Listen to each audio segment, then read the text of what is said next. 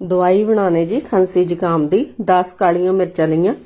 इन्हां नूं कुट लिया कुंड च 5 लौंग लए आ इन्हां नूं भी कुट लैने आ एक टुकड़ा दालचीनी दा लेना सारियां चीज़ां नूं चंगी तरह आपां कुट लेना ਇਹ ਜਦੋਂ ਆਪਾਂ ਦਵਾਈ ਬਣਾਉਣੀ ਉਦੋਂ ਇਹਨਾਂ ਨੂੰ ਕੁੱਟਣਾ ਇਦਾਂ ਦਾ ਪਾਊਡਰ ਇਹਨਾਂ ਦਾ ਤਿਆਰ ਕਰ ਲੈਣਾ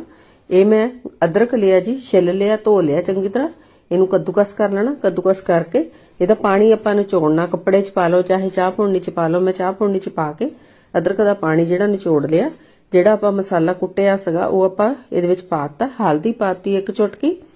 ਮਿਕਸ ਕਰ ਲਿਆ 3 ਚਮਚ ਮੈਂ ਸ਼ਹਿਦ ਦੇ ਪਾਏ ਜੀ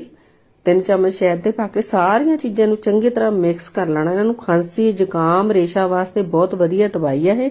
ਮੈਨੂੰ ਆਪ ਨੂੰ ਖੁਦ ਨੂੰ ਬਹੁਤ ਹੋਇਆ ਸੀ ਮੈਂ ਆਪਣੇ ਲਈ ਬਣਾਉਣ ਲੱਗੀ ਸੀ